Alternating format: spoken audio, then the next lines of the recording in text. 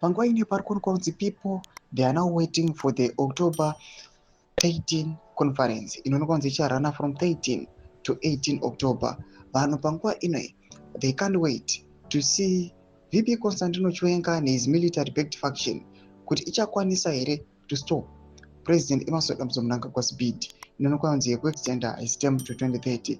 Zakamena mashoko anobuda panguva ine military faction inozikanwa yaVP Constantino Chiwenga ine war veteran nana comrade Bomshogeza. Panguva ine they have already said it nemuma addresses aitwa naBomshogeza achitaura achiti kuconference tichanomira nesimba kuti tidenounce 2030 to subscribe or like on the bell icon.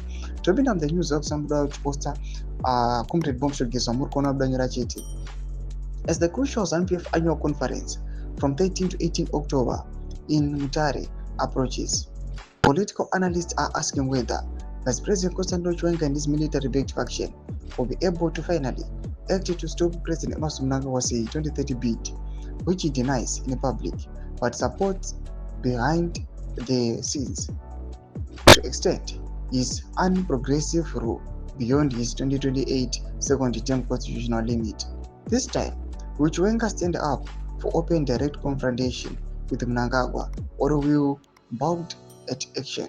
Mashoko ari kubvunzwa panguva ino achiti aiwa VP Constantino Chiwenga uchakwanisa here aiwa kuno outmaneuver mutungamiri wenyika panguva ino vachistopa is a 2030 plan inoonekwa kunzi iri kuzama kuda kuextenda aiwa the rule yemutungamiri wenyika kuti akwanise kutonga beyond 2028 panguva ino achisplita achinokwanisa kunoextenda beyond his second term. Mashoko ari kubuda panguva ino zvokuti vanhu vakamirira kuona action yakangori yakataurwa aiwa kubva kudhara vachiti aiwa miri yamugona action kuti paconference yeZANU-PF kuri kuonekwa kunzi Gananda last year zvakaisa resolution number 1 yekuti mutungamiri wenyika auya achitsinda rule yake svika 2030 and now this year's conference obviously ichange ichisimbisa resolution number 1 vachange vachidiscussa resolution yavakaisa last year kuti how far have they gone.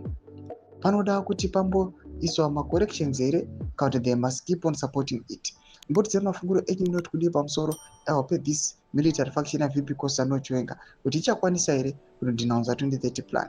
Tudze mafunguro enyu muri kudii pamusoro pechitiko ichi. Pinda comment section medu za mafunguro enyu, subscribe or like, cheta on the bell icon.